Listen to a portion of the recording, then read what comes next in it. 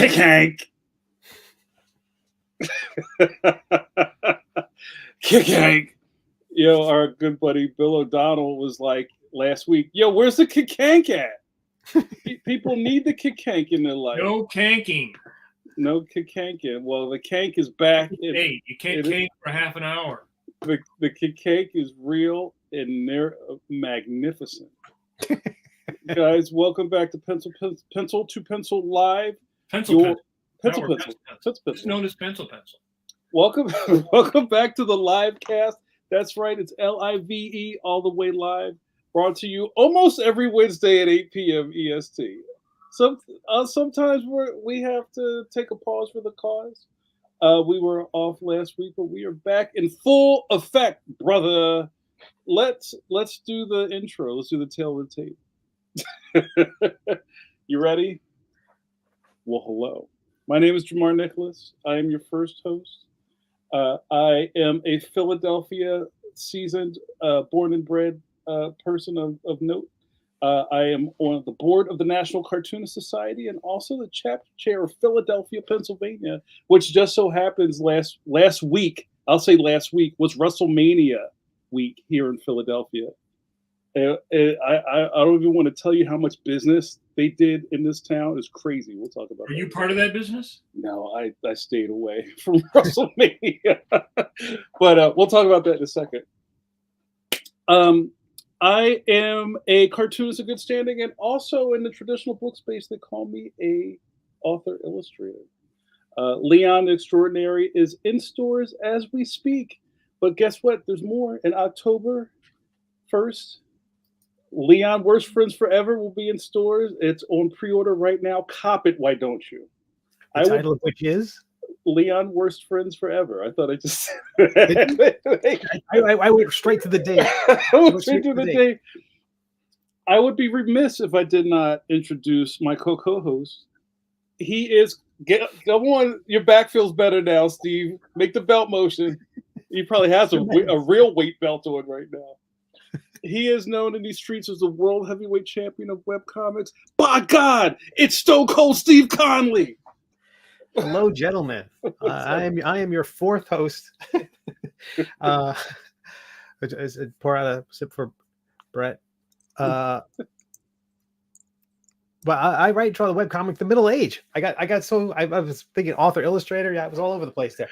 I write and draw the webcomic The Middle Age, which you can read at middleagecomic.com. It's over on Webtoons and Tapas and Go Comics. It's about a knight who's in love with a dragon and has a magic sword that hates him. You'd love it. Really, you would. I would be remiss if I didn't mention the Tower of Power, the Man of the Hour, Too Sweet to Be Sour, the masked marvel of bark making, Mr. Mike Manley. Hello, everyone. Well, hello. I am the drawer of childhoods, the final host. The devourer of worlds. Here, trigger deep-seated nightmares that I slowly, over the course of 40 years, drew subliminally into the comics. So now you will all obey my commands. What, Mike, pray tell, what do you draw these days? I draw the Phantom. Oh, let me show you something. I'm working on a new story, which will start appearing in June. And so that was a robot design. Oh, cool. Multiple robot designs. So the next story, I told Tony back when we were doing the Death of the Phantom that I wanted to do something with, I had been looking through some old Phantom comics. And, he used to fight, weird animals and robots. And there was one where he fought like little pygmy people. I don't know what they were, but they were like, it looked like Lilliputians or something. So I said, I want to do something where he fought a robot. So I'm working on the 5th week of that story right now. So it'll be out, starts in June. So Brett's run goes until June, and then my story starts. So Mike, let me ask you, a question about the Phantom. Are there kind of anachronisms at play there? Like from what I gather about the Phantom, it's the modern times Phantom, right? So because I know you're drawing a lot of like realistic vehicles and stuff in the strip. Who has a cell phone and a Right. computer and internet in the skull cave? So I guess a robot's not so far fetched, right? My question was, is there kind of like a lineage of, even though the strip's been around for a long time, that there's some things that you just don't like? Is there a no list for the Phantom, like no aliens or something like that, or no merman? I think he actually, maybe I'm wrong. I thought there was a story where he had aliens, but I mean, it's the same guy as we talked about before. It's the same Phantom from 1938 or whatever. Mhm. It's the same character. So he would be, realistically, he'd be dead now, but I mean, he saw the Beatles and, helped the astronauts in the 60s and he fought Nazis, but it's the same, it's number 21. So it's one of those things where you just kind of got to go along with it. You just gotta let it ride. Yeah, you can't really, I mean, it's the same way with Judge Parker. Judge Parker would actually be dead now because he was like, he had that widow's peak or that Reed Richards thing going on in like the wings, 1953. So he'd long be dirt now, but you just have to sort of like play around. That's the weird thing about the strips. You can't really chronologically age any characters because I don't know. I mean, maybe outside of some strips like Terry and the Pirates or some things, they ended. The war ended, things ended, characters went on. We did acknowledge like the pandemic in Judge Parker, and we sort of talked about doing that, and then we're like, well, how could you not do it? Because then it would seem really weird if you like suddenly like everybody, millions of people around the world are dying of this thing, and we're like, oh yeah, and we're Donna Reed over here, like none of that affects us, But at the same time, you can't get too heavy with it because the characters are not designed to deal with real world problems. So you have to play with it within. It's like, to me, it's like Shazam.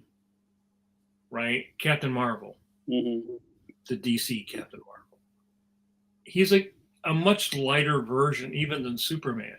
So the idea that you make him like this dark character just to me doesn't really work with the character because he was not designed for those types of stories. To me, it's like, well, just invent another character.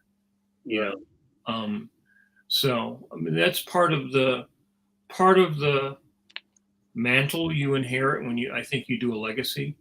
Also, the syndicates are much more protective of their brands than either Marvel or DC are. They do stuff with the character. In fact, I think one of the things that happens is when they take the Phantom from the strips and they put him in the comic, the first thing they do is turn him into Batman, and he's not Batman. Right? Because Batman's like avenging something, right? So the only Phantom that, let's say, could have been that would have been the first one who swore an oath, on the skull of his enemy. But each Phantom is happy to take up the mantle and be the next Phantom. So he's not a mad guy. He's not angry. He smiles, That's interesting. I was thinking about kind of like, I didn't see any of those Shazam movies, even though I think people said they were okay. I mean, everybody hates everything these days, so I don't even really want to get into that. I don't think they're. I think they're. The first one I couldn't really watch all the way through, and the second one I made about 15 minutes. You just turn it off, Mike. You don't even watch. I just turn it off. Yeah. Fall asleep in the car. Yeah, I'm not gonna. Just unplug the TV. I'm like Elvis. I just shoot my TV. That's why you must be running out of televisions. You know, the surplus of them. Yeah. And you know what? Nobody really liked it. When the fans of these characters don't like them, they sort of speak by not going to the box office and not, it's not going to have like a third life on video. It was just like a pretty big misfire. Mm-hmm. Yeah, they felt like harmless movies to me. I saw both of them through the end, and they were like, you didn't get up and kick the screen. No, it felt like kind of like the Phantom movie did, where it felt like this would have been great if there had been 15 things before it that laid all the groundwork. Like it didn't feel like when we saw the Phantom movie, it felt like I've seen Raiders, I've seen all these other things. It's a pastiche of everything you've seen before, so it kind of felt like it's well tread. And boy, that was not much. I don't think there was much original material in the movie, so it felt really. I really don't remember. I know I saw the Phantom movie. I have not seen it since I saw it in the movies. Mm-hmm. And I was not that knowledgeable about the character back then, so I wasn't aware of a lot of the stuff as I am now. I felt like Blue Beetle, I felt like kids would dig it, but it wasn't going to change my life. Yeah, I mean, part of the issue we deal with in comics is that everything is derivative of everything else, right? And now, so long, and especially back then, Superman comes out, okay, we'll make something that's like Superman. Or Batman comes out, we'll make something that's like Batman. Everybody imitated everybody, even in the strips. When you'd have a big successful newspaper strip, then the other strips would hire a guy or a gal to make a strip similar to Cats and Jammer Kids or to Dick Tracy, how many detective strips came and went? Nobody ever remembers those. Should it be okay for them to make a movie or a TV thing that's not for everyone? That is not for the graybeards and kids? Like if they're doing, where would you, if you were going to make a Superman movie or something like that, Mike, where would you aim it at? Would you aim it for 15-year-olds? Or is it something that has to satisfy 55-year-olds and 15-year-olds? I think that there's already stuff that does both, and that's what Bruce and those guys are doing on Superman. Kids liked it, teenagers liked it, and older people liked it. I think there's a way of making these characters where you draw from the wealth of all these, 80 years of stories, right? And you can make it in a way that does not insult someone who was a long-term fan or is just seeing Superman for the first time, right? The problem is Hollywood basically does not respect the material to start with. And they think, like in the Michael Keaton Batman, they decided, okay, the Joker is the guy that kills Batman's parents, right? So they already, right from the very beginning, start changing what, everybody knows who Batman is, right? Everybody knows who Superman is. Everybody knows who Spider-Man is. And at this point in our culture, everybody knows who those characters are. If you're at all interested, it's really easy to know what those characters are. But the problem is that Hollywood wants to, they got to put their mix on it. And it often is not very successful.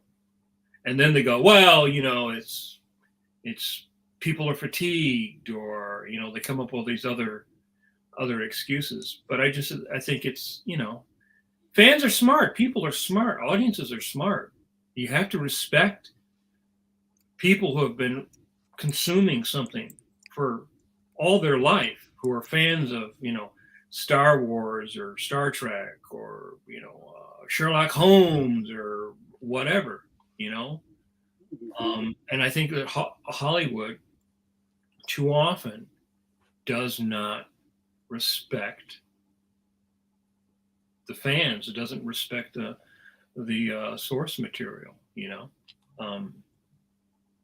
and now that there's so much of it and there's so much material for everyone to consume, it's like, well, really, do you really feel like you must run out now and see the new movie? It's going to be on one of your streaming services in 2 months. Yeah. Actually, it's going to be on your streaming service before it's actually out of the theater.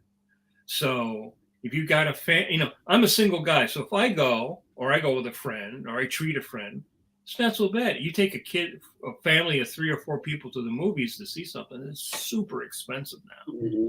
To go, what did you think? It was okay. Do you want to spend $100 for okay?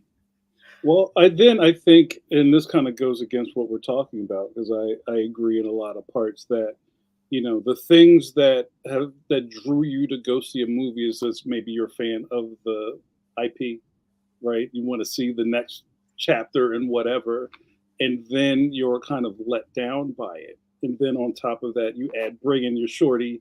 You got to buy everybody a icy and a hot dog, and you got to buy a Dune porn bucket and a Dune bucket. But there's a part of me, and I've been kind of pushing back against this stuff for a little bit. I'm a little exhausted with how negative everybody is, and everybody has every right to be as negative. It's your money, it's your wallet, it's your crypto. However you spend your money is yours. I'm not debating that, but it's just I can't tell you the last time somebody said something they enjoyed something. I just enjoy that show called Ripley on Netflix, which is a remake of the Fantastic Mr. Ripley or whatever, that movie that came out in the 90s. The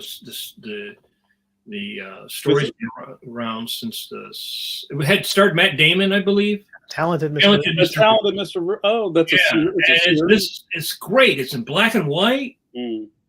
Beautifully lensed. I can't disagree with any of the acting or the cinematography or the storytelling. I mean, I could watch stuff like those people would get my money all the time, right? It's fantastic. I cannot praise it enough, But then you see the ad for the next Zack Snyder horror, that Moons of Avarice or whatever the hell it's called, and you go like, what is going on? Moons of Avarice. What is going on? You got this one thing that's just beautiful, great acting, great cinematography, everything is great, and then you see this other thing, and you're just like, what is going on?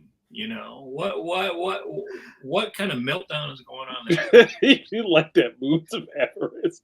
Moons of Avarice. You got Steve with that. Yeah. Well, what was the last thing you liked? Tell me something you liked recently, Jamar. Me? I like it. You know what? My switch is set a different way. I don't mind half the stuff I watch. It's just like you know what I mean? It's like, it's cool. Go ahead. It won every award at the Emmys, I think, but I think The Bear on Hulu is pretty amazing. Yeah, I haven't and there's also I haven't seen a lot of stuff lately. The last thing I saw was the new Ghostbusters movie.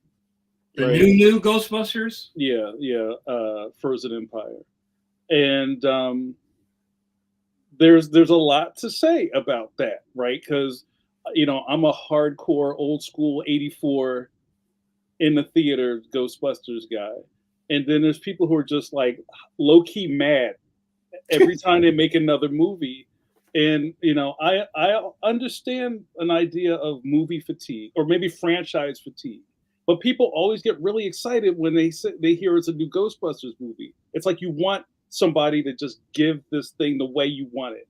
It's like the band that always makes the same album every 2 years, and you can't wait to get it, but it's the same thing.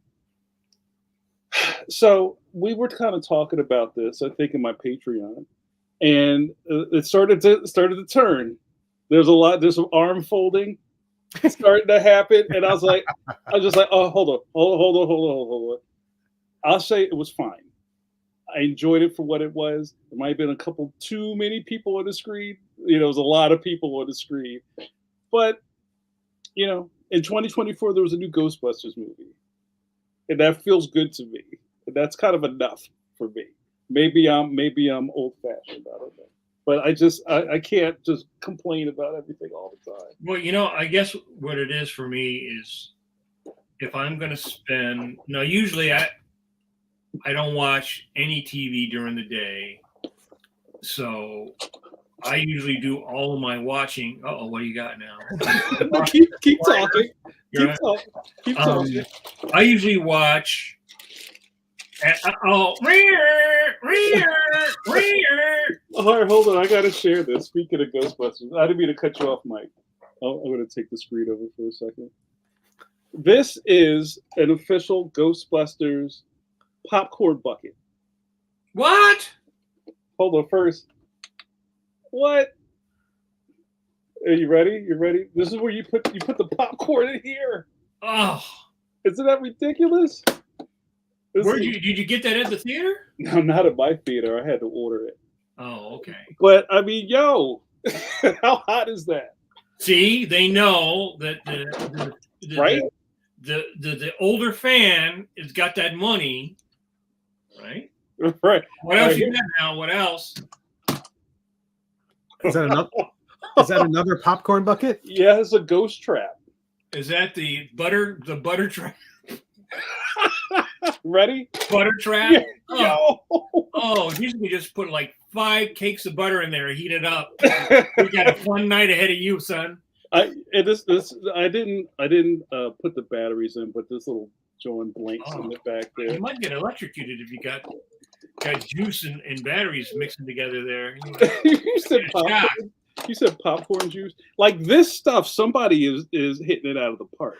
Mm-hmm. You know, if you get all that money, Bill Murray's getting all that money. If the movie was as good as this ghost trap, then maybe, you know what I mean. I can see you on that. But see, also, and this is probably a bad thing to talk about. When we talk about nostalgia, and I've said this a million times, I feel like us Gen Xers. I can't speak for Mike because Mike's a little older than that. What? What? That, you know, they've been selling us our childhood back to us, you know, since we've been adults, and they're really good at it now. Yeah. Proof in point is that ghost trap I just showed you. Yeah. But I don't think the same care is applied to the features, right? Because that means you need directors and stuff who know how to do that. The feature exists so that you will buy that shit. Wasn't there like a target demographic that they want, like 18 to 35-year-olds, but they're selling all the merch to the 55-year-old? Well, again, because they know when they do their target marketing, they know that an 18-year-old is not going to buy a $25 popcorn bucket. This is going way off the rails now, but there's a new Lego set for Dungeons and Dragons 50th anniversary. It's $380. Mm-hmm. I'm like, wow, that's an awful lot. But Legos are expensive. They've always been expensive. But if a house in flyover country, let's say, or down here in Florida, might be $200,000. That's 1/600th of a house. Well, all right, hold on, Steve. You can't live in it, Steve. Hold on, Steve. Though, but you know, when you get into the higher echelons of nerddom, the things cost a lot of money. Like, you know, those cats that have those like Captain America shields at the show. Sure. Them things ain't cheap. No, right there. You know. And I love that there's a nerd like pyramid where somebody's going, "What? How much you spend on that?" I would never spend that on that. But then there's somebody that would spend that on that. I have a shield room. I can just bang my shield off the walls. You work on powered stunts. You used to bounce it off and stuff. All right, guys, we got all over the road. I'm sorry. Guys, welcome to Pencil to Pencil. This is very well, we hate everything, but we buy it anyway. I love everything. Okay, all right. I'll pick up this back. Guys, we have a topic tonight. So, you know, we had a really nice, really strong run of special guests, and our booking calendar is a little open right now. But what I love about the syncopation of the three of us is that we can make anything exciting. I don't know if we can make the movies that Mike doesn't like exciting, but we can at least talk about something that's exciting. So, on our continuing subject of the career cartoonist, right? Because if you missed the memo, all three of us are expert cartoonists here. What? Sorry. As much as you may want to deny it, it's true. And tonight, we're going to kind of talk about something that we've picked at in a couple of different ways over the last couple of months of the show. This session is called Your Cartooning Calendar. Now, Your what? mystery So, what does that mean? You may ask. Well, say if you're a fairly new graduate of art school, say you're finally getting your sea legs together and you're striking out to do professional work for the first time in your life. Maybe you've been at it for a long time and all of a sudden you got really busy, or maybe you've been really busy and now you're not. There's a million different ways we can move this around.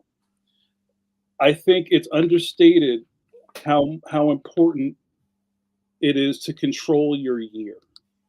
So, kind of what I mean by that is everybody on your screen right now is probably thinking months, maybe years ahead of where they are right this minute.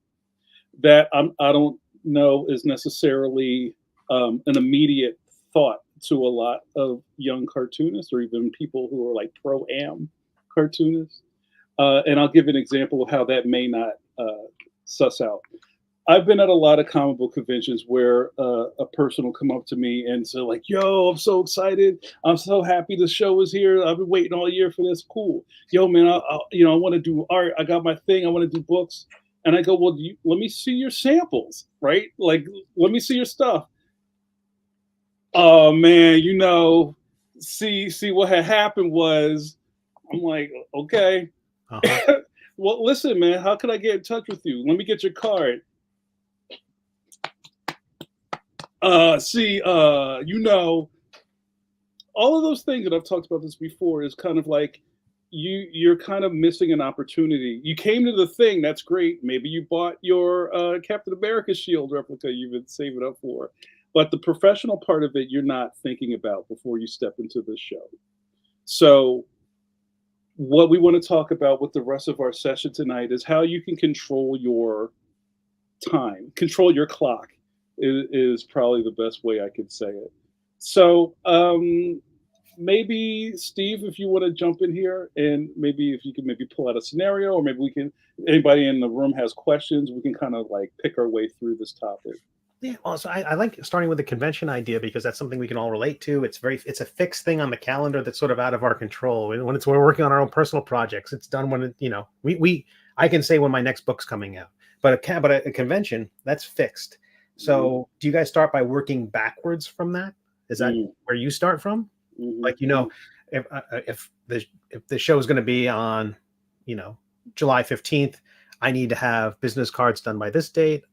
I need to have my flight booked by this date. How much of that? How far ahead in the calendar in the years do you think about what events you're going to do? How do you even pick that event to do? Mm-hmm. I know it's going to start to pull at a lot of threads here, but where do you begin thinking about an event or publishing, when you're going to publish something? Like Mike, I know you're planning a Kickstarter for this year. How does that affect your calendar? Well, the way I look at it is, when we were talking just in our private chat, it's what I call D-Day, right? So D-Day was the day they were going to invade Europe during World War II, and everything was built back from that. So the way I look at it is, when do I want my Kickstarter to start? And once I pick a date, or if I wanted to, let's say I was going to go to a convention and I wanted to have a book, I have to build back from that, right? Backwards from the event. If it's con season, then what is the first show that you're going to? And you build back from that. And then you also have to build in disaster time. You have to build in flex into the rope, because let's say everything goes perfectly in your studio and you write it, bling, you draw it, you color it, you get all no hitches whatsoever, no sickness, no pestilence, nothing. No famine. Right, no famine. None of the 4 horsemen show up at the door. But you send it to the printer, and you send your shit to the printer the week that everybody else sends their shit to the printer, because everybody's trying to get their stuff done for that. San Diego, we used to be like the big show, and everybody's sending their shit 2 weeks before, and then you got to get it shipped, and all that's. Then you're paying for premium shipping because you're late, or somebody at the plant is late. Then you got to pay extra money to FedEx it to the hotel. So to me, it's like you figure what your D-Day is. If you've got summer con season, fall con season, whatever it is, you have your D-Day. You talk to your printer. How long is it going to take to print? How long is it going to take to do that? And then you add in the bad weather, the sickness. You add in the event that may cause you, because you know what? You may have to have it in on a Friday, but oh shit, you are not done in time for FedEx. You're not in time for the 5 o'clock cutoff. That means, oh, you're adding 2 extra days. Your thing's not going until Monday. And the thing is that most young cartoonists operate on enthusiasm. Most young artists operate on enthusiasm. Even if you take a business class, in my experience, most art schools do not have a comprehensive business class. It's not comprehensive in the fact that you've got to be able to learn how to talk to a printer. How do you talk about paper? How do you figure out all the logistics of getting your project from your imagination through your process, through the pipe, to where you need it to go? And that, talking to JAMAR or talking to somebody like Steve, they have years of experience of doing that. So they sort of like ironed out the bugs. They sort of like, oh, I know, I really like these guys at this place, but I may need a little fuzzy room, because the worst thing is to be sweating those bullets. You're going to get on a plane and you're going to fly 1,500 miles to do your show. Are your books going to be there? And some publishers' entire budgets, their annual budget is based on the money they're going to make at a San Diego or an SPX. They build their calendar around those. Or they're just trying to promote and break even, because a lot of publishers don't look. In comics, we look at it as making a profit, but in most trade shows, it's promotion. It is not you going there and selling your thing. You're going there to promote your thing. So it's actually a business expense, not something where you're going like, oh, I'm going to sell enough books to cover my table and my hotel and my airfare. Right. It's like they're giving away postcards and buttons and sunglasses to promote. Right. It's a different thing. And JAMAR, from being in publishing, I mean, your book is coming out in October. When did you start first talking about that second issue? How far back were you? A year? Yeah, like a year and a half ago. Right. Probably even longer ago than that. But publicly, I've waited a long time to even start talking about it, because I think publicly it kind of looks like it's too far away and people kind of forget again. But you're dealing in the book trade, the book market, the library market, the publishing market is totally different than the comic book market. Comic books is like 3 months. Yeah. Right? You put it in the distributor catalog or whatever, and then in 3 months it's in the store, and in 1 week it's dead wood. 1 week after it's in the store, right, the next week's worth of stuff is coming in, right? And your thing is like shunted to the side. So if the new model seems to be for many young artists to do Kickstarters, what time of year do you do your Kickstarter? How far ahead do you have to be on your art to do your Kickstarter? Or are you not going to be able to fulfill your Kickstarter on the date that you tell people, oh yeah, it'll be out for Halloween, and then that candy corn in February is looking kind of hard to eat. And like, oh, right. Yeah, I mean, all of these are really fantastic points. Something that I'm seeing now in traditional publishing is kind of depends on what the titles are, but for what it looks like, it's they they used to want to have a thing done in a can a year before it comes out. And I'm starting to see that's getting pushed back further. Now they're talking about maybe 14 months. Well, because they also get stuff printed overseas, right? So you know, it used to be everybody printed everything in the States.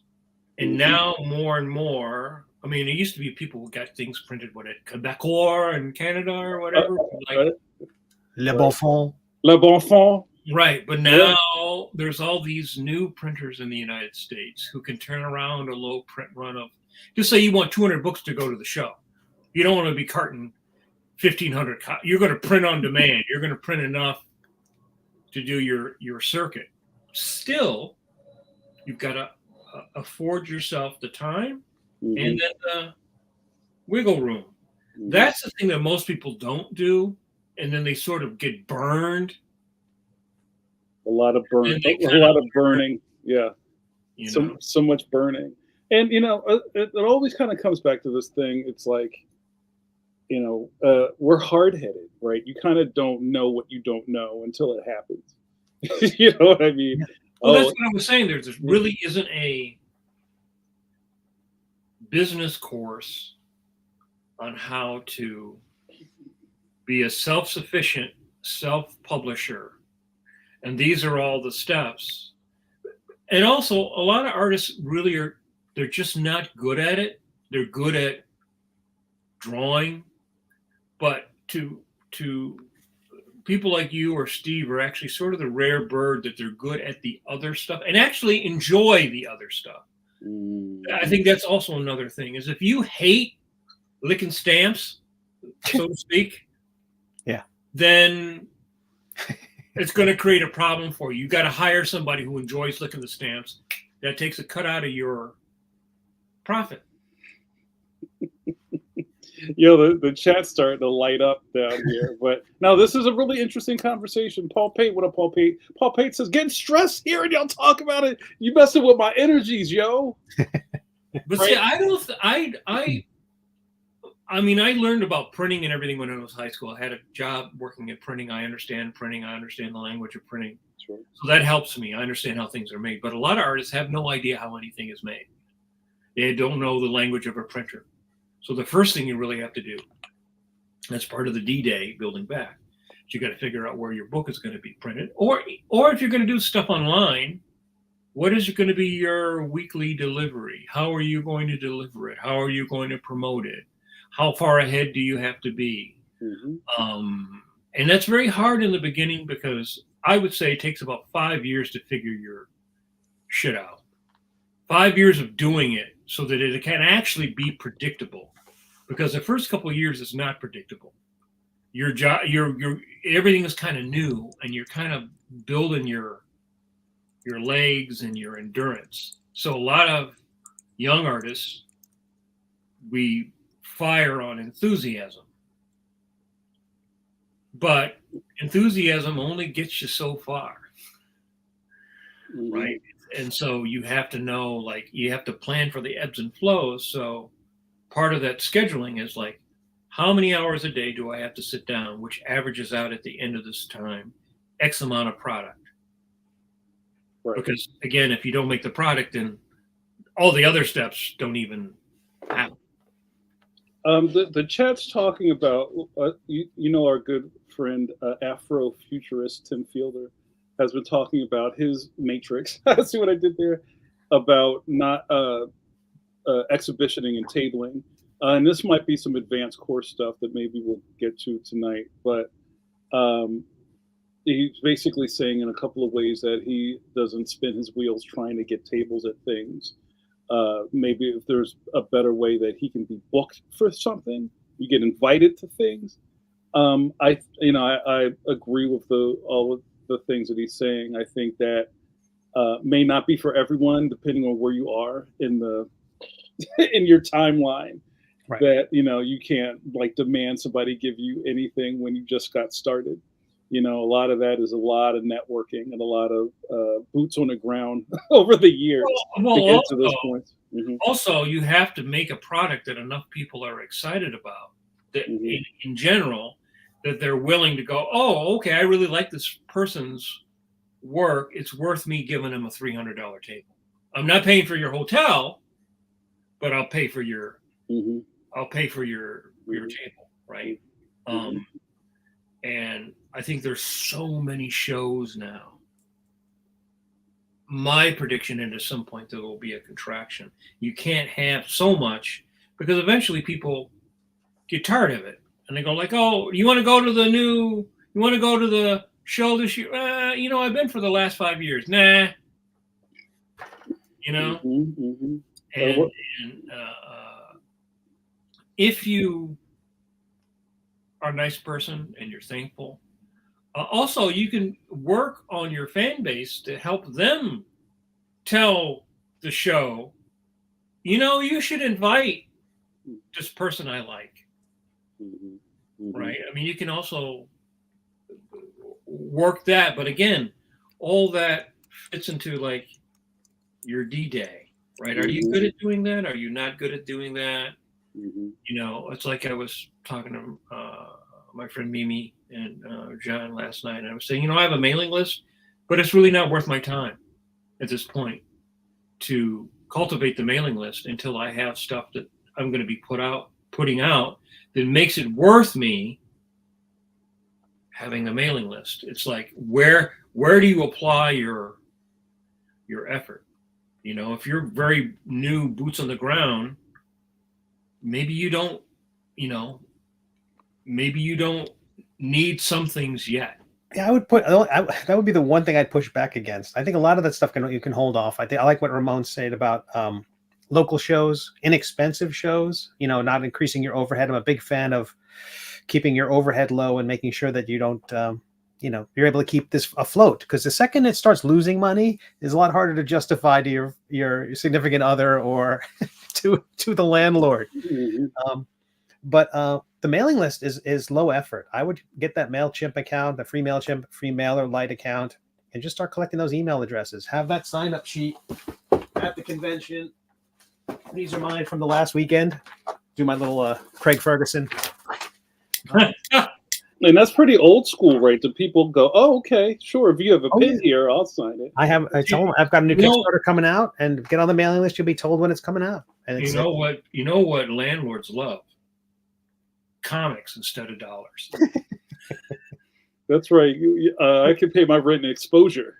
That's right. But I'm going to underline the mailing list thing again. Social media will change, but the mailing list is gold. Social media is constantly changing. And there seemed to be like a lot of people who had Patreons, and then it seemed like I don't hear about that as much now as I did like a year ago. Because it's hard. That's why. Yeah. Like I think there was a point where people were just like, "Oh, this looks." You know what? A lot of that is I think there's a big fallout from the lockdown, where people just had like a little more money to throw around and just like, "Oh, I wonder what so and so's into. Let me join their Patreon." And now that we're back outside, I think a lot of that has fallen off. But that's just my opinion. I think with Zooming too, because everybody was like Zooming, and now that seems to be, and podcasts like were blowing up, and now I hear that they're not as. Well, part of it is just that this conversation is if we said, "Oh, Mastodon is a place to be, you're going to make a lot of money there," everyone would go there, and suddenly it would be over. It was like Patreon hit, and people who are still nurturing it and still providing information or content or files or downloadables, they're going to continue to have a Patreon, but anyone else is going to have a lot tougher time. And so it becomes a thing where it's like if you're picking and choosing your streaming service. Maybe I'm a Patreon supporter of this person for a few months, and then I beg off and go someplace else and support somebody else. Getting back to the calendar stuff, because and I'm glad that this conversation is flowing downstream. Like this is great. I was just about to say something. It just fell out of my head. Just talking about your calendar. I think what Ramon said was really important, just to like start small. But even with the idea of starting small, I think there's a lot of people who don't even know where to start, right? I think a lot of that happens wherever you live, right? Say if you're maybe fortunate enough to live in a major metropolitan city, you know what? I just saw on this website that, you know, the big comic book convention's coming to town in June. Cool. Insane. Right, I'll wait for that. And I think that my example at the beginning of the show is a person like that who was just like, oh, I heard this thing was this weekend. I'm gonna go check that out. And then like, oh shit, I should have been prepared. I wasn't even thinking about that. So maybe the first thing you can do, and I don't think this is much of a stretch, is, and I say this all the time when we have these kind of shows where we're kicking the ball around, is are you versed in the business of what you want to be in business doing? You know what I'm saying? Do you know when Free Comic Book Day is? You should. You know what I'm saying? Do you know when these major shows happen? You should probably even have like if you use Google Calendar, make another kind of calendar with a different color of just every comic book convention in the United States and when that falls down. Sometimes you'll find out there's some overlap. Like, you know, everybody's at Heroes Con, but there's another show in your neighborhood that you could probably go to and probably catch more fish with. You know what I'm saying? So it's kind of like doing your homework in that way before you even decide what you want to do. You have to know what's on the battlefield first. You need to know what's on the map before you can go to that location. I would also say that my advice would be to don't plan on anything that's closer than 6 months out for most people.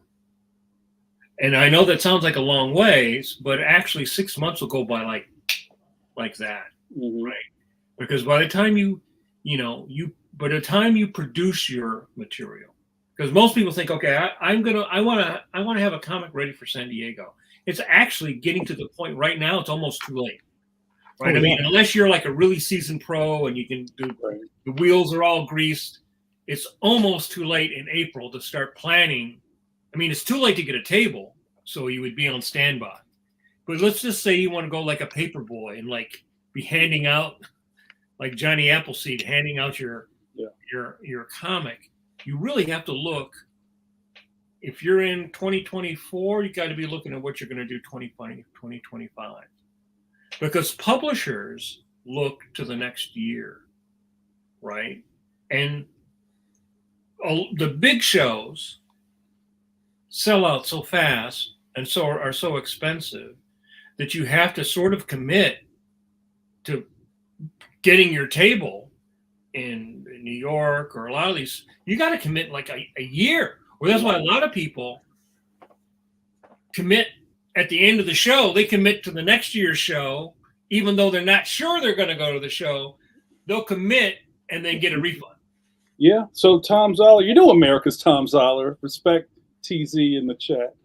TZ says, it is too late, Mike Manley. I signed up for my table at last year's show and applied for hotels in November. So right there, what Tom was saying, and I was thinking about this in my head. See, this is the part where people start going, yo, this isn't a game. Like, this is serious. Yeah, it is. And if you're not ready to play it, you need to move out of the way. Because there's people like Tom Zoller who were like, let's go. Like, they're at the middle of the show on a Saturday, and you're at the booth paying for your table for the next year. You know what I'm saying? So it's not even like I don't know. And there's other elements of like applying to get an Artist Alley table at some of these bigger shows, like Heroes Con still hasn't, applications are in, but they haven't assigned tables for Artist Alley yet. So people are waiting. So they haven't booked their. I was just talking with someone at the SC Comic Con over the weekend. Two different artists said, they're waiting to hear back if they got an Artist Alley spot. And I'm like, you've booked your hotel, right? Hotels you can cancel. Like you have like up to 72 hours, 48 hours ahead of the reservation, you can cancel and get your money back, but get your hotels now. Just book them. And then if you don't want them, but that's again part of that planning of what, just trying to stay ahead of the problems before they bite you. So part of it is having your budget, right? Because what you're doing is you're committing to possibly running up several hundred to maybe a couple grand on your credit card between hotel, airfare if you have to travel, you can't fly, booking it, getting a table, buying a table. If you're not giving you a table, buying a table. And that's what I'm saying. You're looking at maybe 6 months or a year in the case of certain big shows like San Diego, right? You're buying, San Diego is usually in July. And so by August, September, October, no, 4 months later, you're buying for the next year. Mm-hmm. Right? So Tim in the chat, and I just said in the chat, I feel like we're talking about three things. Like I feel like we're talking about kind of making a plan for your year, and also at the same time we're kind of talking about money. And it's almost like there's two conversations that have to happen at the same time. Like, one, is this financially viable for you? I think that's a whole other conversation. Right. You know what I mean? And also, this is almost, again, for like seasoned people who know what works for them. So maybe the caveat here is, to Tim's point, is your mileage may vary. Oh, yeah. That's the big YMMV here, is that the things that we're saying aren't going to work for everyone. They may not work for you, right? Maybe a variant of what we're talking about may work for you in the short term. I think, again, going back to what Ramon said, is like start small.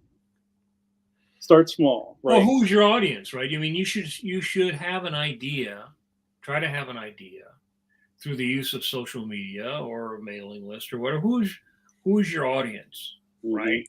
So, like, my friend Leanne's been doing a lot of cons the last year.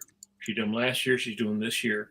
She learned from going to cons last year, like, well, this con, not so much worth going back to. People weren't spending money. They don't like anime. They're not into the Japanese stuff. But this show, really good, right? So she spent a year, some shows doing great, some shows, you're breaking even, but you've got to be smart about it, paying attention to it, and it's a learning curve, because there's a lot of different audiences. There's the mainstream people, old heads. There's the people that just want cosplay and voice actors and the celebrity aspect of it. They're probably not comic book people as much. They're more about enjoying entertainment in the big E, not the comic book thing. Is the show you're planning to do more about that, less about Artist Alley?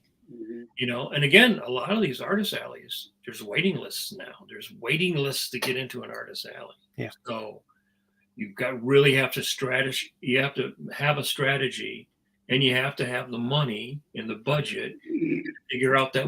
And these are all, to me, they're all tied together. If you don't have money, if you can't tie up money, then that changes your mix, right? If you can't say, I'm going to take $2,000 and get a table over here and now worry about recouping that money, right? And you have to assume that you won't. You have to assume that money is going to be spent but not recouped. Well, I think that's a fair assumption. I think that's one of the reasons why I like what Jamar, you were talking about, how the sometimes people go to an event just for promotional purposes and not just to sell. And so if you know that you're going to an event and you're going to hand out business cards, you're going to network, you're going to collect email addresses, those sorts of things mitigate the loss. Because if you're leaving the show with something, a connection that you didn't have before, right, or 50 more email addresses, those are things that have long-term value that can make that show worthwhile, even if in the moment it's not that. Right. Tim and I are going to start fist fighting in the chat in a second. And Tim's making a lot of points. Not everybody can read the chat, but Tim is talking about kind of like a really good mix of how what he's doing at this point in his career, and he has a very storied career, and maybe to spotlight what Tim is talking about is kind of what you could be doing at some point in your career. I can't in good faith say this is what you should do starting out at the beginning of your career, because you need to kind of have the clout to do something like this. So like institutional relationships, school visits, panels at major cons, tables only when invited. I think that's a great measure. You gotta have a status though to be able to say that. Right. Mm-hmm.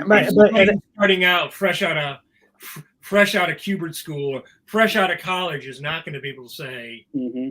You're going to pay for my table, you're going to pay for my airfare. They're going to laugh you out of the place. Yeah. So just to kind of like bring us back down a second, because I love the energy. Is that again, take everything we're saying and try to figure out how it applies to you.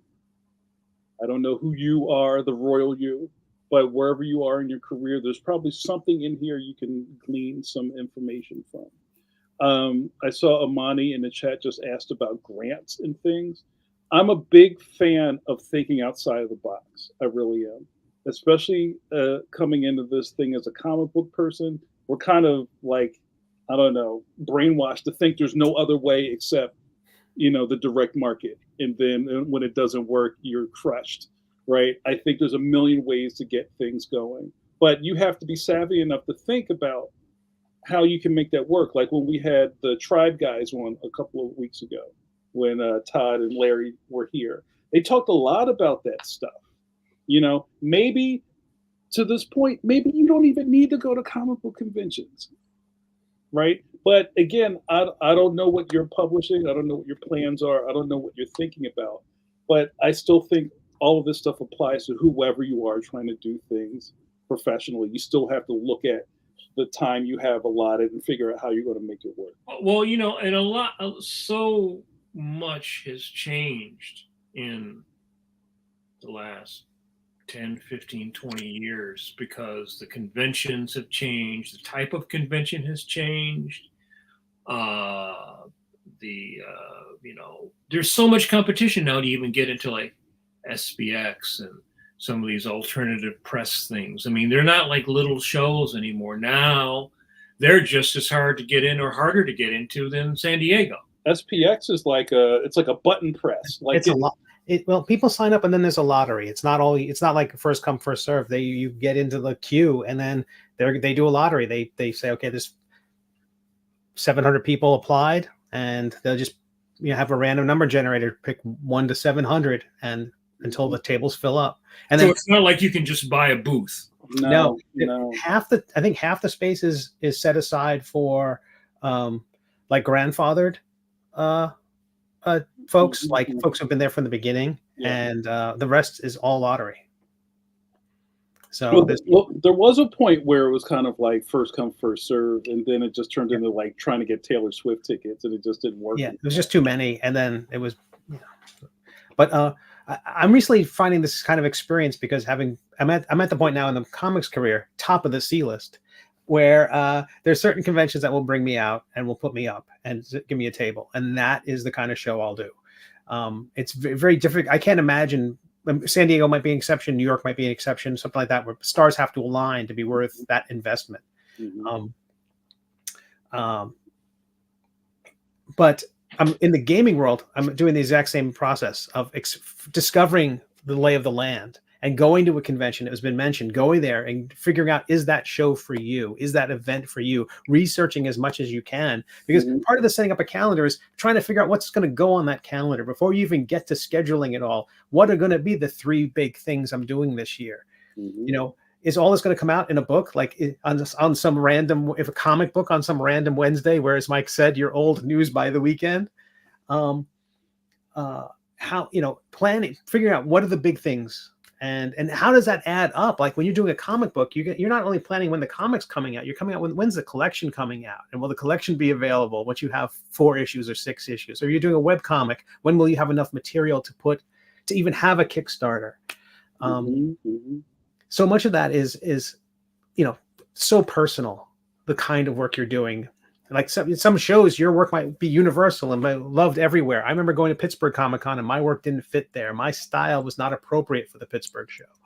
And other shows, whereas other shows, perfect. In the gaming world, just finding my space and buying a table and being there on the first moment to reserve a hotel at 8 o'clock on some random Saturday. I'm a big advocate for people in the early part of their career giving a lot of stuff away for free, drawing stuff to get people to fall in love with your story and your process. That's a webcomic model. Right. And I believe that, now, of course, one of the things that came up this week is that, oh my God, Webtoons has a predatory contract. Duh. That's eventually what's going to happen with all these corporations. Once they build the platform, it's just like you artists came in and gentrified the neighborhood. Now you raised all the real estate up, and now we're going to change the model and make a lot of money. And a lot of people are sort of shocked by that. But that's the business world. That's the business world. So I think still the best thing to do is to get people to love your material, and the only way they can love it is to see it. And the easier you make them to see it, and the more regular you make it easy for them to see it, the better that is for you in the beginning of your career. Because if people like your stuff, they will collect your stuff, then they will go look for your stuff, and then you will be able to get their name on your mailing list, right? You might be able then to get them to chip you $1 every month on your Patreon. But some people think, oh well, I'm gonna make my Broadway debut out of nowhere. Well, no one will have ever really known about me, and all of a sudden they're gonna love me, and they're gonna just shower me with doubloons, and that's not the way it is today. There's so much. The other thing I think that dovetails with this is that there's so much, as we were talking in the beginning of the podcast, there's so much stuff out there to look at. There's so much material, so much that goes by. How many images do you think everybody looking at, watching us, how many images alone did you see today in social media? How many drawings or comics or links? Or you see hundreds, easy, if not thousands in a day. If you're like me and you check your social media several times during a day, stuff is always going by. Some stuff catches your eye, some stuff you go back to. But if you're a new person who's unknown, you got to have a volume of material out there to hook the fish. And that just takes time. It just takes time, right? Go ahead. Talking about the calendar, we talking about macro. What about on the day to day? What do you do? What are the steps you take? I think Tom just touched on it here. Like he didn't see any images today, Mike. He's had his nose to the grindstone. How are there any tips or tricks that you have for staying on schedule? Do you limit the amount of social media time? Do you, we talked with it was George Gant who was saying that the specific times that he can work around the schedule with his kids. Like, okay, I'm going to do it here because I know I got to, school's at this time. And are there things like that you do with your schedule? I'll start. Well, beyond when everything's out the window because you're on grind crunch deadline, like grind time. Yeah, grind time. I don't even want to count that because that's like just kind of artificial, right? It's like the stuff is due next week and then everything else goes out the window. That's not normal. That's like submarine red light. Like it's all, you know what I mean? It's just like the ping is coming faster and faster and faster. I can hear the screws turning. Right. I don't want to talk about that, but just even going back to the calendar, counting backwards. If you know when your D-Day is, like say your people, and Paul Pate asked a question I want to put on the screen soon. So say you have your book, your stuff is due to your editors 3 months from now. Counting back from that, what kind of daily schedule do you need to keep for you to put things in and you're not go insane, right? And then also there's a lot of promises you're making to yourself that you probably won't keep. Going back to what Manley says, you have to build in fail time. right? You know, so if your idea is, okay, I have to do with this schedule, I have to do 3 pages a day. Is that realistic? I have to do 3 pages a day and then I'll be fine. 3 good pages a day. Well, As long as you don't have a sinus infection or you're building in the time for stuff to go sideways. Oh, there was a day that was full of explosive diarrhea. Sorry, I didn't get anything done that day. I mean, well, not the diarrhea, but it's like if you get sick, right? You get sick, you know, your cat gets sick, your significant other gets sick, you know, your baby mama's in the hospital, you know, whatever. How to get the cat to the vet, you know, this like, and you're not in the mood to write the ha-has when when stuff's going sideways. Yeah, so I mean, all of that is real, and again, it goes back to that hard-headed thing. Or you have a day job. Well, that's even the biggest one. Mm-hmm. So, being realistic with yourself, and like, well, you asked me what I was doing, but I try to look at every day as I have office hours. I break my office hours almost every day, and I'm in here too long, but I have office hours, which at least gets me started in the morning to like, okay, let me kind of do my woosah, get my coffee and come in here and get started. And then there's supposed to be a certain point when the sun goes down where I'm supposed to turn the light off and go do something else. That doesn't happen all the time, but I have that built in. So then you add on deadlines to that. And I'm talking about just even if I don't have anything pressing, I'm still in here. You know what I'm saying? Because it all has to it's all building up to this deadline that could be months and months away. I think people also get caught up with that. And I see a lot of people who are kind of in this graphic novel space who may have just gotten a new contract. And it's like, oh, they said the book's done next year. Let's take a vacation. Right. You know, and then they're screwed when you're drawing like 15 pages in a weekend. You know, because you mismanage. Like I said, you got to make good pages. You can't like have in the middle of the book, like, what the hell is this? And the last 3 pages look like you inked it with a popsicle stick. You know, it's like you can't, you know, and that's very hard. That is very hard. I would say 5 years in, you will be able to better predict. Like I can read a script and I know how long it will take me. I can visualize it. I know how long it takes to draw a battleship, right? I know like certain things, if I read it in the script, are going to be easy. So other things are going to be hard, right? Just based upon if I've got to draw 5 different scenes with 5 different new characters, and I've got to draw like a lot of technical stuff like tanks and jeeps and airplanes and guns and all those things that if you're going to do a good job on it, take time. Well, you know, the first 5 years of my career, I worked very hard, but I wasn't always able to predict. Now I can predict. And most people, like I say, when they start out, they pie in the sky everything. They think, oh yeah, you know, I can sit 3, no problem. You know, I mean, if you're like have a Sarah Scribble style where no matter what, it doesn't take you longer than 2 or 3 hours to draw like a strip, let's say, you know, if you have a very Wizard of Id style. So it's not like you're drawing chainmail, right? Or you're drawing a tank. If you're drawing a tank, you're drawing a cartoon tank, right? A Ziggy, if you will. Right. If you're doing that, okay, you know, no matter what, it's not going to take you super long to draw it. But if you're drawing, you know, Macross, you know, you're drawing lots of cities and things like that, it's going to take time.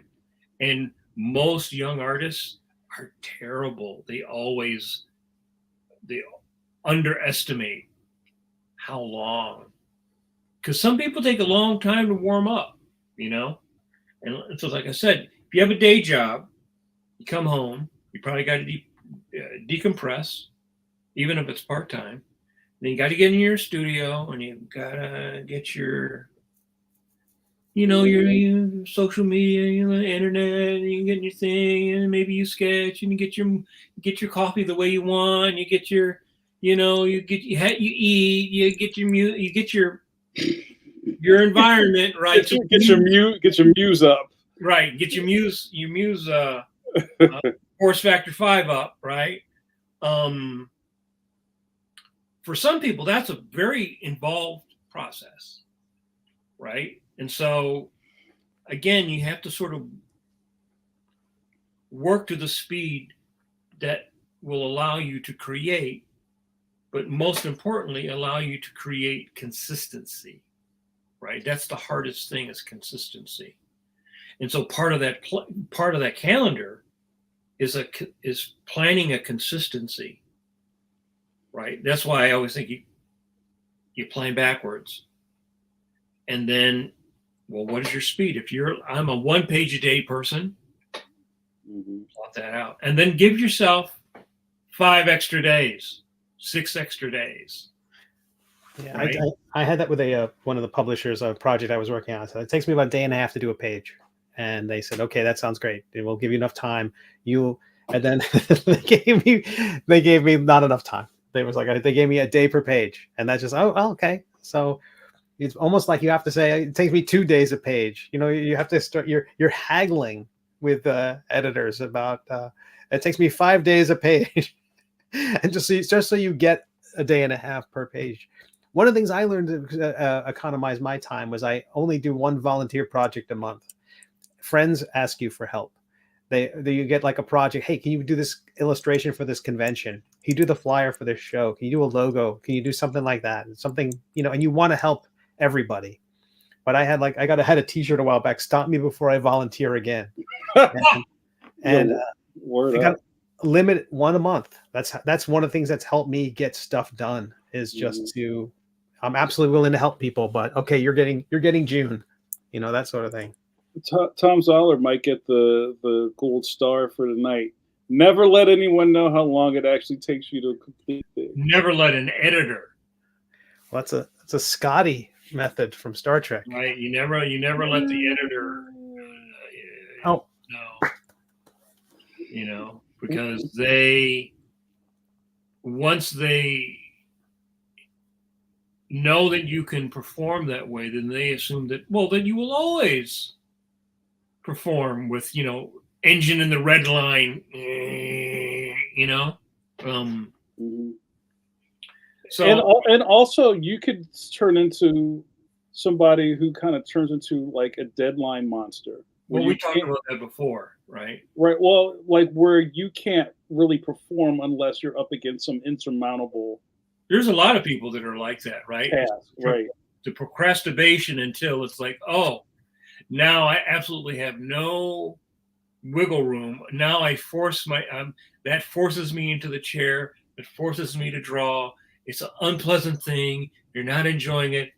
Phew. It's done. It's gone. But there's some people that's part of their creative process. But that's super unhealthy. That's super unhealthy, and that's going to put you in the ground quick. I think if that's how you're. You may not notice it. You may not notice it when you're 20s, 30s, and 40s, but you may notice it when you're in your 50s. If you're still drawing comics, if you're in your 20s and you're still drawing comics 30 years from now, God knows only how they'll be done or whatever. But yeah, you try to develop good habits early. And I think I talked about this on a previous podcast. I remember hearing that Al Milgrom, who was a longtime artist at Marvel in DC and an editor at Marvel, said it was important for you to know the type of artist you were in the beginning. Like, so somebody like Michael Golden and Kevin Nowlan are really good, but they're not the kind of guys that do like 12 issues a year, right? They don't do that. They're like, 1 issue every 6 weeks or whatever.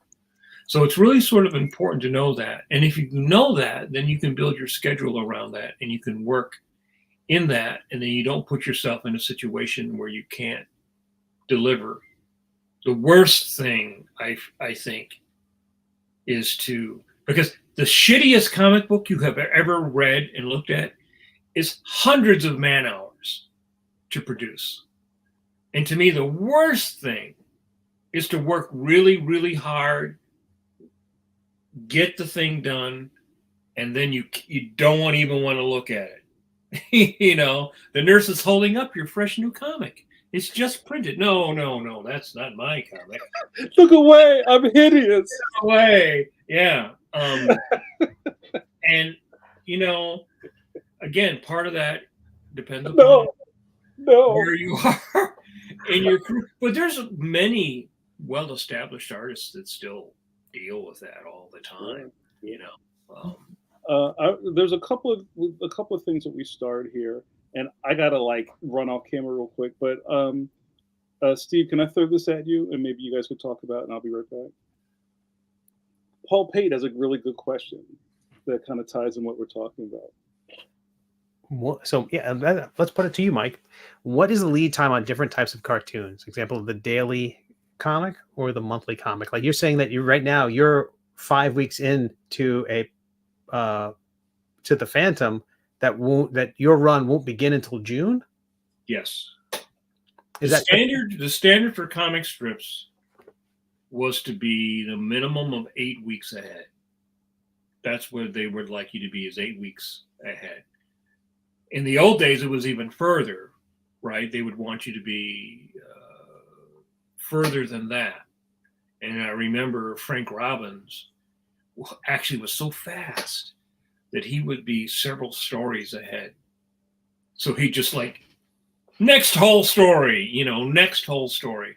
In comics, you usually had, in my day, you were supposed to have a month, but you never had a month. You would be lucky if you had 3 weeks to draw something. Very often you'd have 2.5. Or if you were penciling and inking, you'd have to be able to lay it out quickly, send those roughs so the writer could write. Then you'd finish the pencils and either ink it yourself or send it to somebody else to ink. So, now if you're doing it all yourself, then you have to figure all that out. But in comic strips, generally they want you to be 2 months ahead. That's interesting. So with the can I ask a crass commercial question? With the comic strips, are you paid on publication or upon delivery? I am paid per month on Judge Parker, and I'm paid weekly on the Phantom. That's interesting. That's really for the same company, but it's very weird because Hearst owns King Features. King Features bought North American Syndicate, which is what I guess was the syndicate that used to do Judge Parker. So it's like the copyright for the Phantom says King Features, and the copyright for Judge Parker says North American Syndicate, which I don't know why, but that's... So I have 2 different contracts with the same company, right? And I don't know if that's just the consequences of how they bought the other syndicates, and again, then you have to budget accordingly, right? Like if you get your check the first week, you got to budget to make sure that you okay to the next month, so, I mean, there's just a lot of logistics I don't actually really think about as much anymore because I'm so used to, I mean, I have a very long history with this, longer with them than actually anybody else, because, the Marvel that I work for doesn't actually exist anymore. This is like another version of Marvel. And then that version got bought by Disney.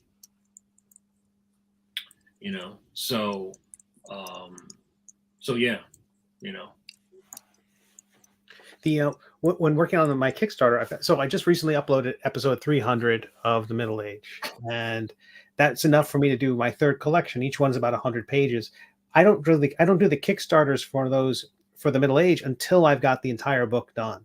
That's just me knowing myself. I don't want to get something that I kind of want to be paid for something that's finished as opposed to being paid for something I still have to do.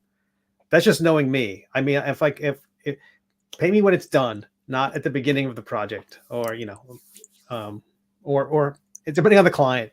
Well, you have to plan that on the Kickstarter too, right? I mean, if you just take the money and you blow it, then what do you got to do? What are you going to do with the money for the printing, and then whatever else, right? Don't you try to budget it so that you put that money in a safe place and you figure out how you're going to do? Oh yeah, but the goal being that the work is done before I even begin the Kickstarter. It's different with the role playing game stuff, and that's actually been challenging to learn.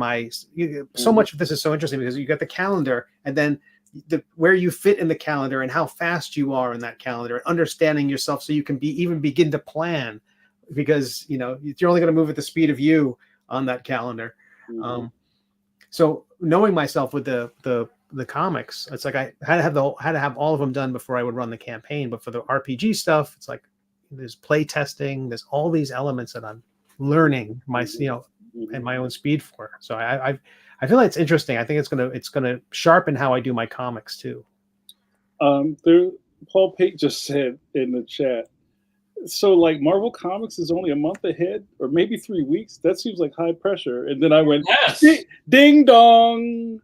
Ding dong, bing dong. I've turned in a book on a Monday, and it was printed and shipping the next week. Wow, that's not fun. And in the old days, you had what was called the hot list, which was 12 weeks from shipping. Right, 12 weeks from shipping, and if your book went from 12 weeks to 11 weeks, you were on the hot list.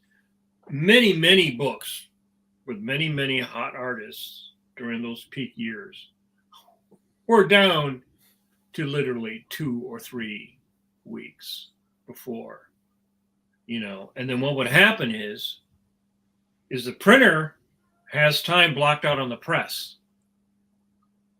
If you don't have something to go in and they're holding the press, they charge you money. Sure. Right? So the image guys in the beginning lost a lot of money, with a lot of money left on the table because stuff was late. And also, if it's late, it's returnable. If it was supposed to come out next week, but it comes out 2 weeks later, it's returnable. Anything that doesn't, which was the whole point of the direct market, is that it's not returnable. If Joe at, Comics and Comics buys it and he ordered too many, he got to eat that. But if it's 2 weeks late, he can send them all back.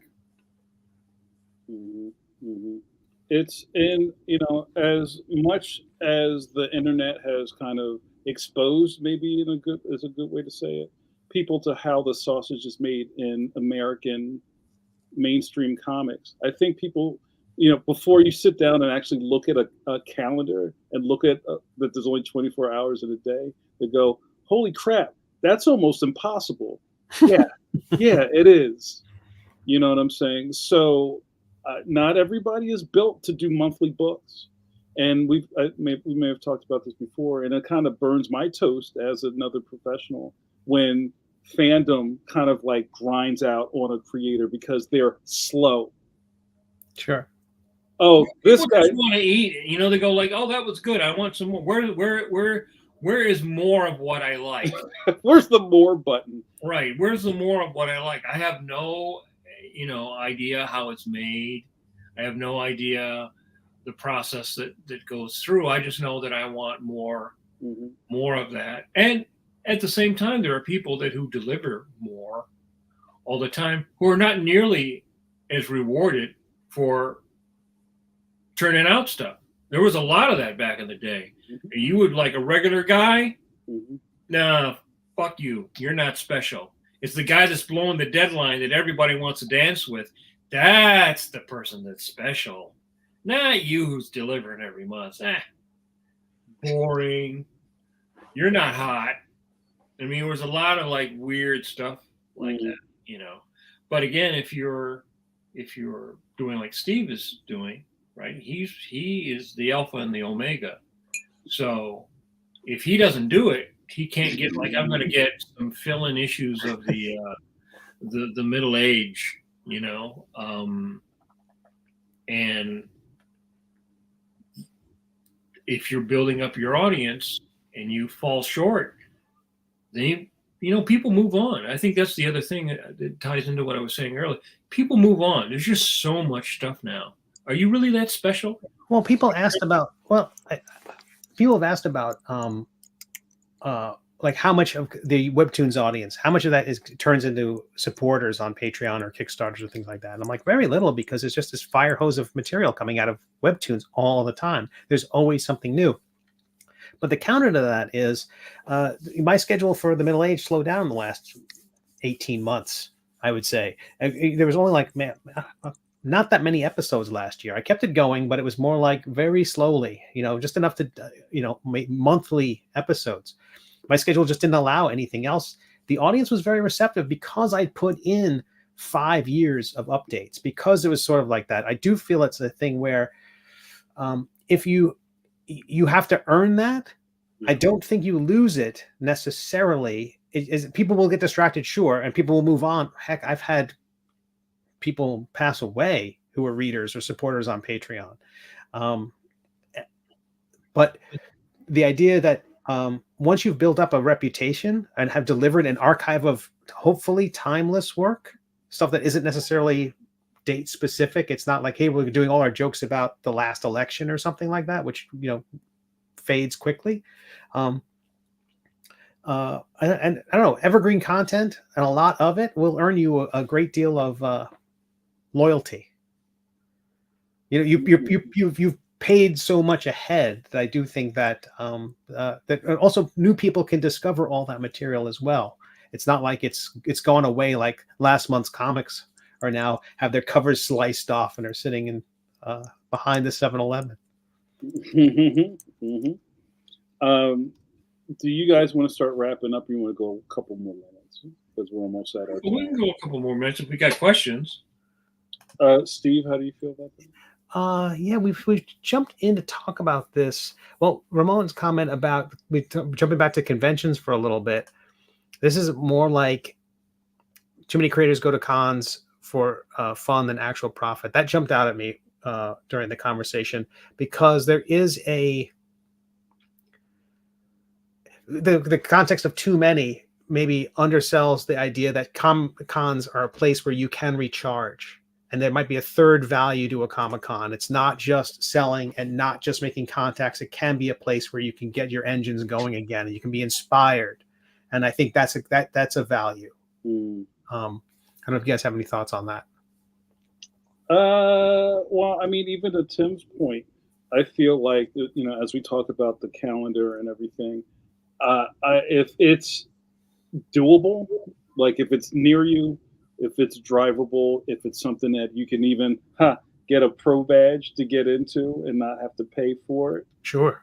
And, or somebody can like float you a badge or something. Sure. But I also want to go against the idea that you have to go to stuff because somebody made a thing. You know what I'm saying? I think a lot of people spin their wheels because, there's like, I don't know, the whatever convention's at the rec center next week, so I gotta go because it says comics on the marquee. You know what I mean? Like, you have to start being a little choosy about what you go to. What can you get from it, or what do you feel it could do for you? Have to be parts of why you're doing things, because there's no way you can do all of it. You'll go broke and go insane way before you can find yourself at all the things. And that kind of goes back to my early idea about this, is that, say you're the one I called it. Oh, Steve, were you still talking about something? I don't mean to take. Oh, no, please. What did I say when we were talking offline? The one show Joe. If you're a one show Joe, and there's nothing wrong with this, I just made this up. One show Joe is the guy who goes, yeah, can't wait for the Aberdeen Book Festival. Can't wait, months ahead. Gonna do it. And then that's kind of all that you are doing for your calendar year. That's great. You have a goal, go get it. But if your idea is that you're going to become a name and people are going to know who you are, you got to do more stuff. You got to do more shows. I've even said this, and sometimes people wince at this. Sometimes you got to get on an airplane. You know, and if the circus always comes to your town, sometimes you got to go to another town to go to their circus. And that's a really interesting thing. The whole idea of if you're going to become a name, that's a whole thing. That's a whole other thing, That's right? a whole other thing. And that is the 100% of the motivation of some people I know. They just want to be a name. I don't know if they want to do comics. I don't know if they want to create stuff, but they want to be a name. Don't make me spit my water. But talking about the concert again, talking about local events and things like that. Again, can you share tables? I think this is a great point. Yes, you can. Yeah. You know, do that networking, find like-minded creators, people who are creating stuff in the same genre. If you're doing kids-friendly stuff and your buddy's doing eldritch horror, maybe you don't share a table. But things like that, great. And volunteer conventions. If there's a local convention, absolutely offer them some artwork, offer them see what you can do and network that way. I did that with a lot of conventions long before I could draw a human head. Mm-hmm. I don't do. I think at this stage, I don't do really small shows because it's just not worth it for me to do a small show. Mm-hmm. I would much rather use that time, personal time, or to work on projects. Certain shows, big shows, are too inconvenient for me to do now.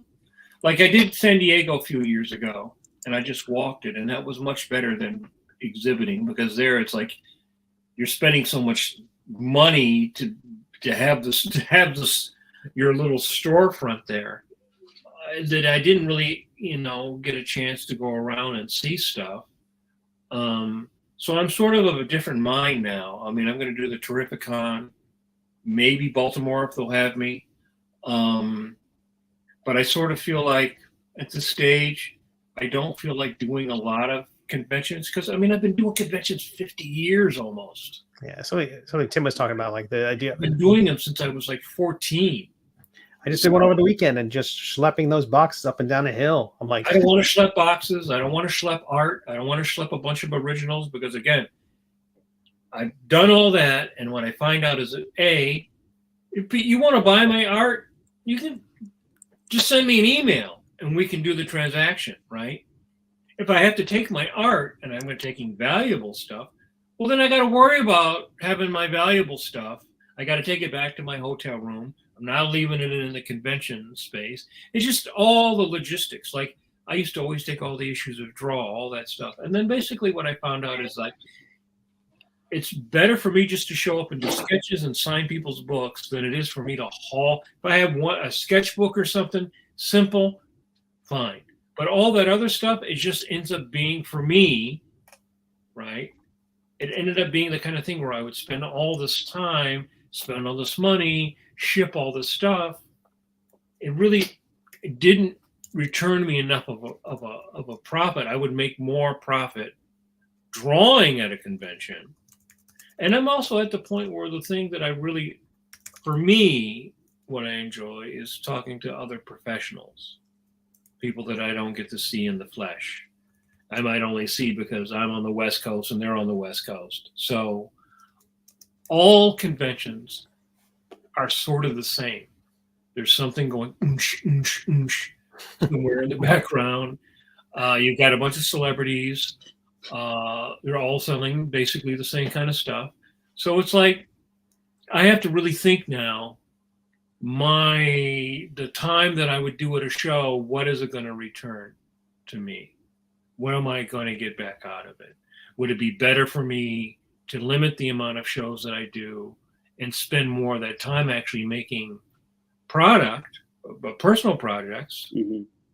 Because, my day job keeps me busy 6-7 days a week. Right. Mm-hmm. Right. And, 10 hours a day, easy. Right. So, I'm not working all-nighters anymore or whatever. So if I want to do a new comic project, well, I could go do a show, or I could say, well, that weekend I'm going to work on my project. So everybody's at a different space. I did many local shows. That's how I met JAMAR, was at a local show. But I'm at the stage now where I have to really think about what will this return to me versus what would I get if I spent that time doing something else. Somebody in their 20s is not in that space, and they're on a different part of the trail. Yeah, but you know where you are, and you're making the most of the calendar. Those 4 days are better used in other ways, or just even like not working or going out and landscape painting. Other things. Catching the Shazam film. Exactly, catching it and killing it. Maybe we have time for one more thing, and then we'll kind of get this out of here. Oh, wow. Hey, Francis, how are you? Francis just asked a question I wasn't prepared for. Let me do this. Our good buddy, Amani Latif, Peep Game Comics. Amani says, I've done a lot with local micro grants for my local art commission. Do y'all have any experience in this area? I will say no. I mean, I've done some projects where they were funded by grants, which I was like, wow, that's really cool. And somebody found monies for me to do this thing. But myself, I think I may have filled out or applied for like maybe 1 or 2 grants. And I think that takes a kind of savviness that a lot of people, this is kind of like that, thinking outside the box thing. There is money out there. You have to go find it. Right. And, depending on where you live or what the arts, scene or the arts culture is in your area, you might be right in line to get a really nice grant. There was a point in time before all this book deal stuff happened where I was really close to applying for a residency in France. I don't think I told anybody that, but I was residency in France. Code in reference. And I was really close to doing that because it's like, wow, this looks like a really great opportunity. You can go, if you get on this thing, you can be an American, whatever. I would be a foreigner on this grant, and I could spend a year getting financed to work on a project, and all I had to do was do a presentation at the end of my time there.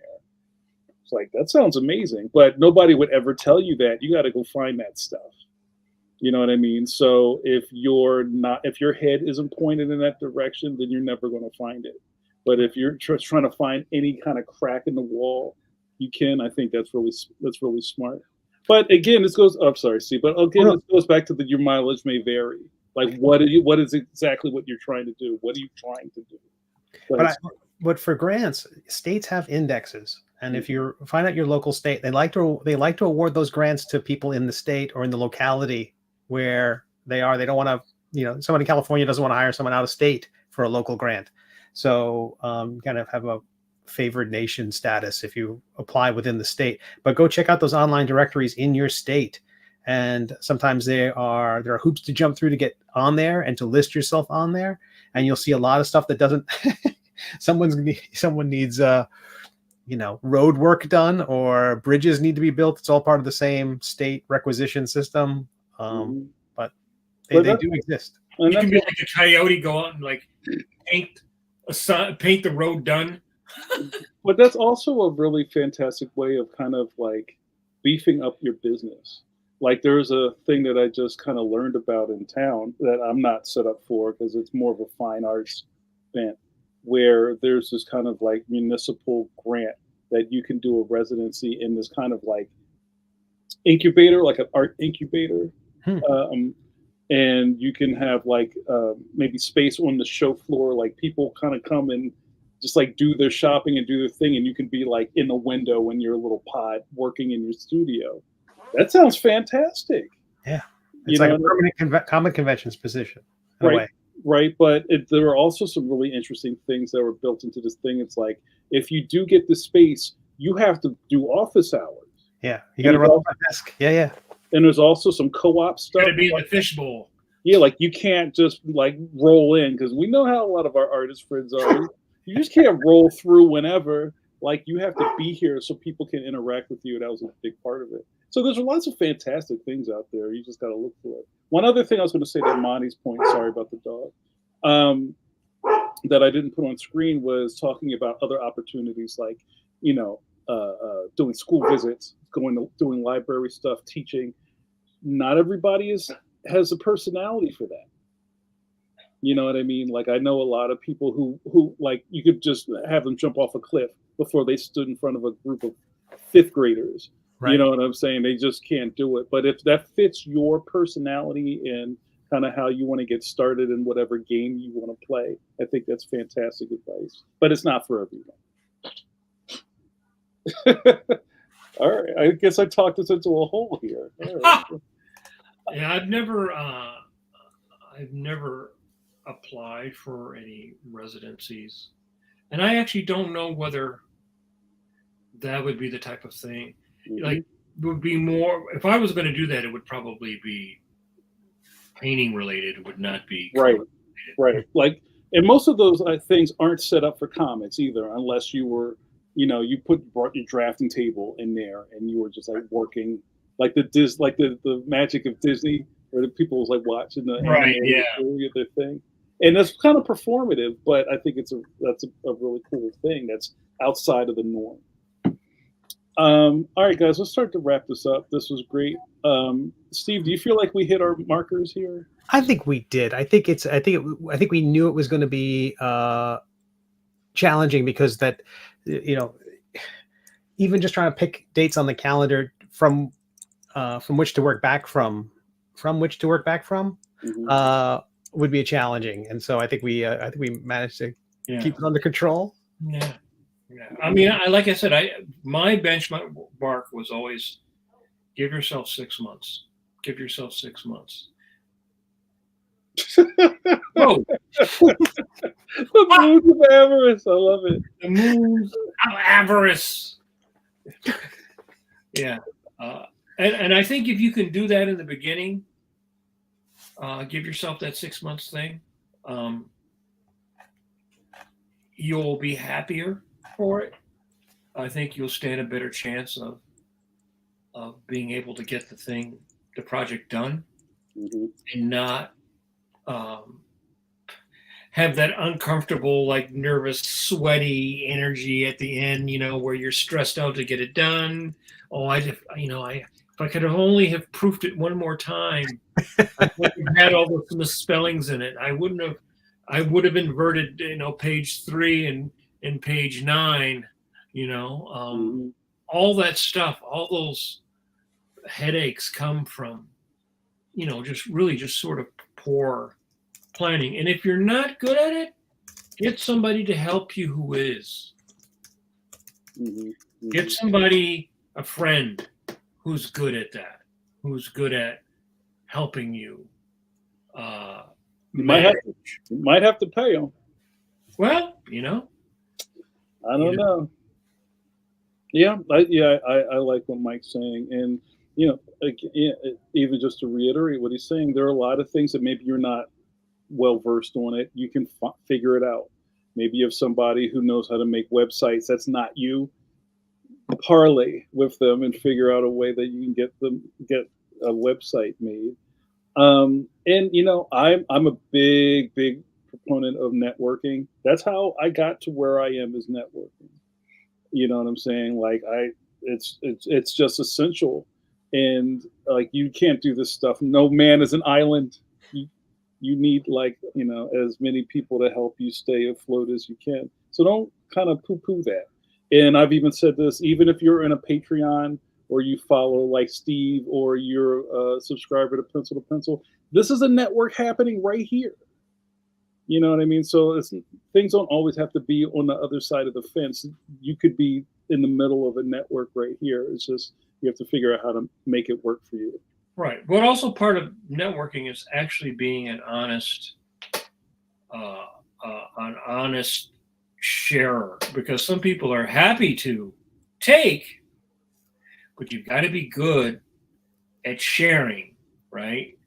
Sure. Sometimes there's a little bit of, artists can have a little bit of fear, like, well, I don't want to give that away. I don't want to give my thing away. People are gonna, Mm-hmm. It's going to be less for me, or an opportunity that I know I'm not going to get, or whatever. there can be some people can be a little selfish with that, but I think the more you share and the more you network, the more you get, because the more energy goes out and comes back around, and you become a person that people think of as part of their network of people that they share things with. So if you share, they share. But if you're not good at sharing, if you're just good at taking, you're not going to get the good stuff. Yo, you're out of here. Like Vladimir. That's right. Yo, and I can smell it on people. Like if you just here to just put your hand out. What are you giving to the crew? What are you applying to this? All right. That's right. All right, that's enough, guys. We went totally over our budget tonight talking about calendars.